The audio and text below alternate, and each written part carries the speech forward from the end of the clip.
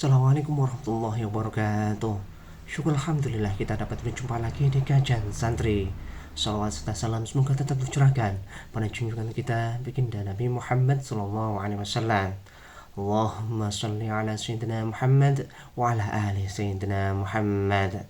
Harapan dan doa kami semoga Allah Subhanahu wa taala senantiasa memberikan kesehatan, limpahan rezeki, panjang umur serta ampunan untuk kita semua.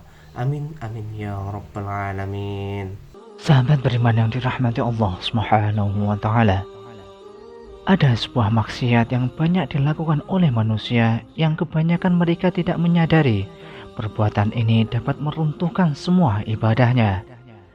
Dapat tertolak semua ibadahnya kepada Allah Subhanahu wa taala. Walaupun dia seorang ahli ibadah sekalipun, ahli zikir, ahli puasa, ahli tahajud, akan tetapi kalau dia melakukan perbuatan ini, ibadahnya tidak diterima oleh Allah Subhanahu wa taala.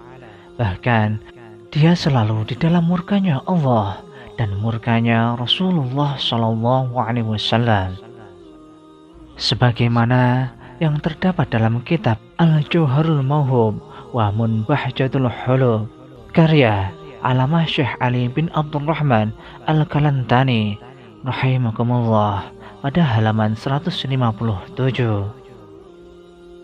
di mana di masa kenabian Nabi Muhammad sallallahu alaihi wasallam dulu ada seorang laki-laki bernama Al-Khamah. Dia seorang yang rajin dalam masalah ibadah, sholat, puasa, sedekah. Namun suatu waktu dia jatuh sakit yang teramat parah, tepatnya dalam keadaan sakaratul maut. Namun entah kenapa Al-Khamah yang taat itu kesulitan untuk melafalkan kalimat La ilaha illallah, hingga sang istri meminta tolong kepada seseorang untuk menemui Rasulullah SAW untuk menyampaikan pesan tentang keadaan suaminya pada Rasulullah SAW. Nabi pun mengutus Bilal, Ali, Salman, dan Amr radhiyallahu anhu untuk datang ke rumah Al-Khamah. Di sana mereka menyaksikan betapa Al-Khamah dalam keadaan yang memprihatinkan. Mereka bertanya-tanya, bagaimana mungkin seorang yang taat pada Allah dan Rasulnya itu kesulitan dalam melafalkan kalimat La ilaha illallah. Lidah Al-Khamah seperti terkunci ketika akan melafalkan kalimat tersebut. Merasa khawatir, mereka kini mengutus Bilal untuk menyampaikan apa yang mereka saksikan kepada Rasulullah SAW. Rasulullah pun bertanya, apakah Al-Khamah masih memiliki ayah dan ibu? Ayahnya sudah meninggal, tapi dia masih memiliki seorang ibu yang sudah renta. Jawab Bilal apa adanya.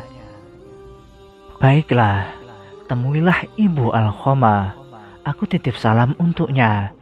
Jika dia masih mampu berjalan, dia bisa menghadapku.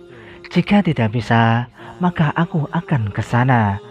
Rasulullah menitahkan itu kepada Bilal. Sebagaimana yang dikatakan Rasulullah, Bilal menyampaikan itu pada ibu Al-Khamah tanpa menambah dan mengurangi. Lebih baik aku yang menemui Rasulullah, ucap ibu Al-Khamah. Meski sedikit tertatih-tatih dengan tongkat sebagai penyangga, ibu Al-Khamah menemui Rasulullah. Dia mengulurkan salam dan langsung disambut Rasulullah SAW. Jadi, bisakah ibu menceritakan bagaimana keadaan Al-Khamah yang sebenarnya? Kenapa dia nampak kesulitan melafalkan kalimat La ilaha illallah? Padahal setahu saya dia seorang hamba yang rajin lagi taat. Rasulullah meminta penjelasan. Karena aku murka padanya ya Rasulullah. Ibu Al-Khamah menjawab, apakah alasan kenapa engkau sampai murka? Karena Alqamah sudah menyakitiku. Dia lebih mengutamakan istri daripada ibunya. Dia berani menentangku demi menuruti keinginan istrinya. Rasulullah Shallallahu Alaihi Wasallam pun mengangguk-ngangguk, kepala tanda mengerti bahwa yang mengunci lidah Alqamah hingga tak bisa melafalkan kalimat La ilaha illallah adalah karena murka dari ibunya sendiri. Kemudian Rasulullah memanggil Bilal, menyuruh Bilal untuk mengumpulkan kayu sebanyak-banyaknya untuk membakar tubuh Alqamah. Ya Rasulullah, kenapa engkau mau membakar putraku di depan mataku? Bagaimana perasaanku nanti?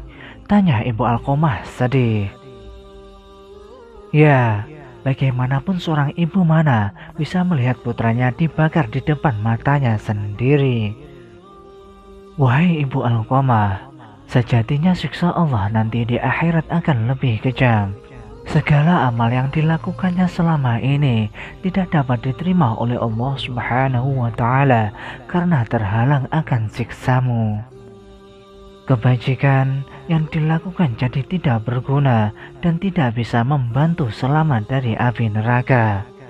Rasulullah menjelaskan, jika engkau ingin putramu selamat dari api neraka, engkau harus merelakan apa yang telah Alqamah lakukan. Baiklah ya Rasulullah, aku akan memaafkan putraku. Aku sungguh tak sanggup mengetahui jika anakku akan masuk neraka karena diriku. Ibu Alqamah berucap sungguh-sungguh. Rasulullah lalu memerintahkan Bilal untuk mengecek keadaan Alqamah, memastikan apakah Alqamah sudah bisa melafalkan kalimat La ilaha illallah atau belum.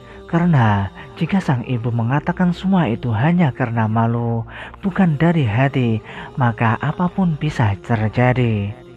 Namun ternyata ibu Alqamah sungguh tulus telah memaafkan putranya. Karena ketika Bilal sampai di pintu rumah Alqamah, dia mendengar Alqamah mengucapkan kalimat La ilaha illallah. Bilal lalu masuk dan memberitahu apa yang sebenarnya telah terjadi pada keadaan Alqamah itu. Tentang lidah Alqamah yang terkunci, tidak bisa mengucapkan kalimat syahadat karena mendapatkan murka dari ibunya. Bahwa segala amal yang dilakukan Alqamah tak dapat menolong karena murka seorang ibu kepada anaknya. Dan hari itu setelah ibunya memaafkan Alqamah, dia pun kembali ke rahmatullah. Dia lalu dimandikan, dikafani dan disolatkan oleh Rasulullah Shallallahu Alaihi Wasallam. Setelah dikuburkan, Rasulullah Shallallahu Alaihi Wasallam berkata, Wahai sahabat muhajirin dan ansor, barang siapa yang mengutamakan istrinya daripada ibunya, maka ia mendapatkan laknat dari Allah, para malaikat, dan sekalian manusia. Allah tidak akan menerima amalnya sedikit pun, kecuali kalau dia mau bertobat dan berbuat baik pada ibunya, serta meminta ridhonya. Karena ridho Allah tergantung pada ridhonya, dan kemarahan Allah tergantung pada kemarahannya. Demikianlah sahabat yang dapat kami sampaikan. Semoga dapat bermanfaat untuk kita semua. Wallahu a'lam bishawab. Wassalamualaikum warahmatullahi wabarakatuh.